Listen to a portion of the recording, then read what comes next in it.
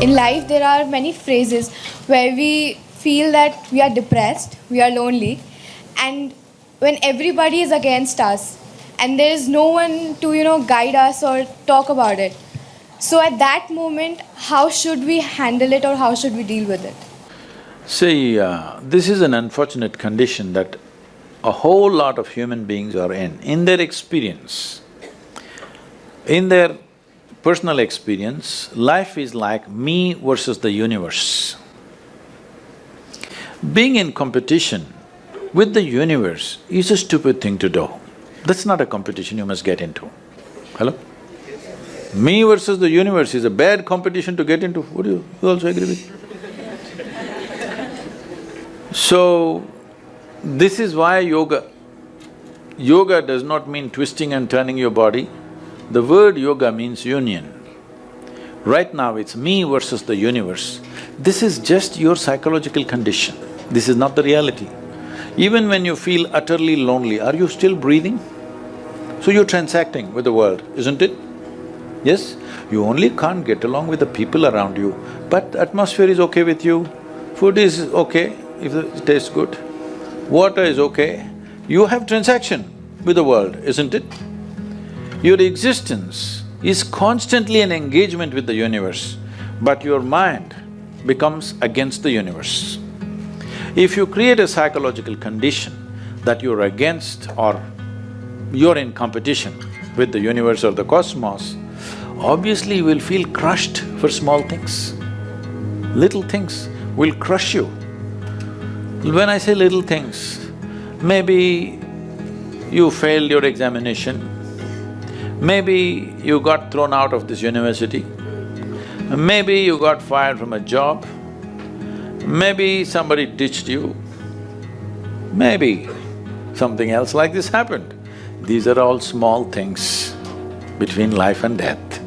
Because you came here with nothing, isn't it? When you die, there is no container service for you. You die with nothing. In spite of that, most people have turned their homes into warehouses. Most people are carrying such a huge baggage on their head as if they're carrying the whole universe on their head. This is their own psychological condition. Your thought and emotion is what you're talking about, right? When are you going to figure out how to handle your thought and emotion? Not hers, not hers, not his, yours. When are you going to learn how to handle my thought and my emotion? At the end of your life? The only problem really with life is just this. Most human beings have taken themselves too seriously. They don't understand. You've seen on the computer screen these pop-ups? Yes. You are a pop-up on this planet. You pop up for 2 seconds and pop out. No, you must see, countless number of people like you and me have walked this planet. They were also big people. Where are they? All topsoil? Topsoil or no? Unless somebody, your friends decide to bury you real deep, fearing that you may rise from the dead.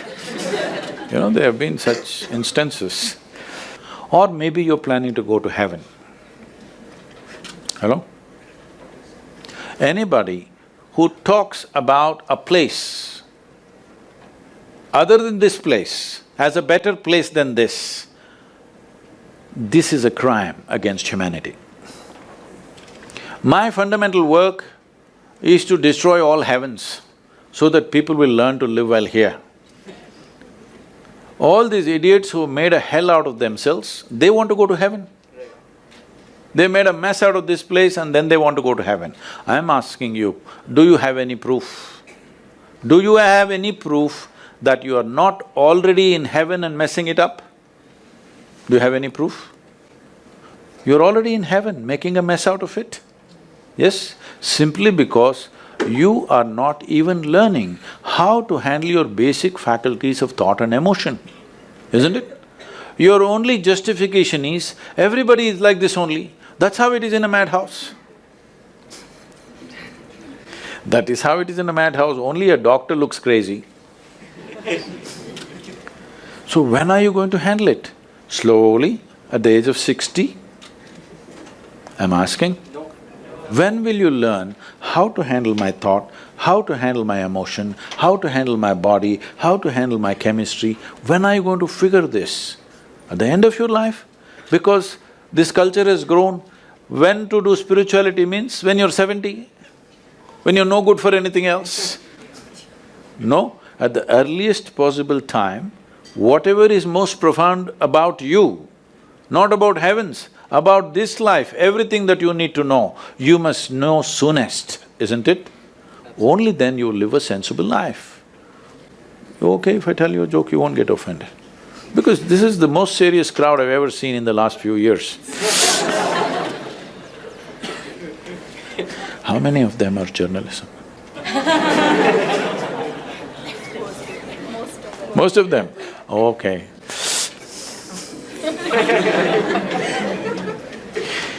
This happened. Shankaran Pillai, when he was in Paris, was married to a French woman. One day, it was their anniversary, first anniversary. So she invited a bunch of friends and she wanted to cook something really fresh, everything fresh. So from morning, she was driving him to this market, that market, he got this fresh vegetables, fresh meat, fresh chicken, this, that, everything. Then in the evening she said, because the French have this, snail appetizer, she said, go to the beach and get some snails, fresh. And I will make some appetizer for all the friends who are coming. So Shankaran Pillai went to the beach and he was picking up all the snails and putting it in a bucket. Then he met an old friend, an Indian guy. They hit it off and they were talking about their old times. He just forgot that he's married. You know, when you meet old friends, it happens. And both of them went to a bar and they had a few drinks and he just forgot. Then he realized, then the snails were just climbing out and one snail fell out of the bucket. He realized, oh my God, I'm supposed to take these snails, my wife, French wife, she's waiting. So he said, I need to go, and he went. By then it was already very late. He went, he knew it's not going to be pleasant. So he came near the house and spilled all the snails on the ground, threw away the bucket and went and knocked on the door. The French fury came. He turned back and said, come on you guys, we're almost there, come on, let's go.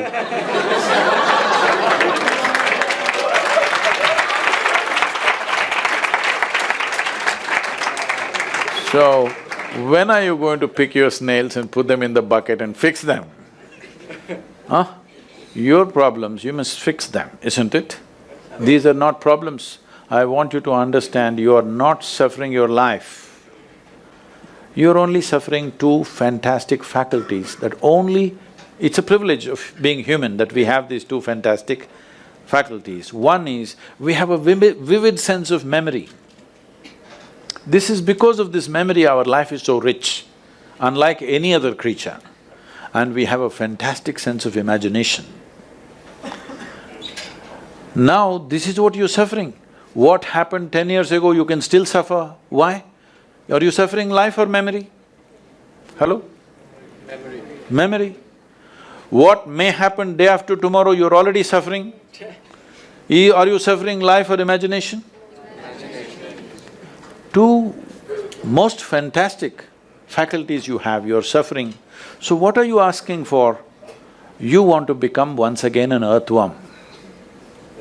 An earthworm is a very eco-friendly creature, I have nothing against it. But it took millions of years of evolution to get you this size of brain, and now you're suffering it. If we take away half your brain, of course you will sit there without any anxiety, without any suffering, peacefully. What we need is, we need to remove your brain, because you're suffering your own intelligence. Yes or no? Because we gave you a very complex machine, you have not bothered to read even the user's manual. You want to just blunder around. No, young people, it's time you figure out a few things about you.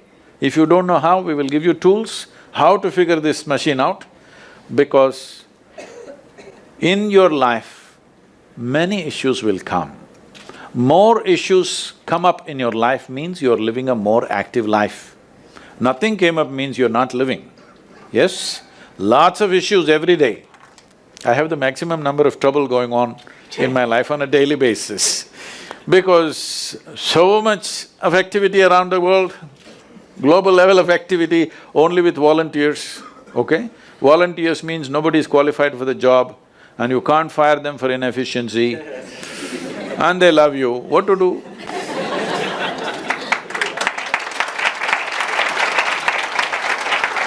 This one thing you must fix, that is, in your life, you are not the issue, okay?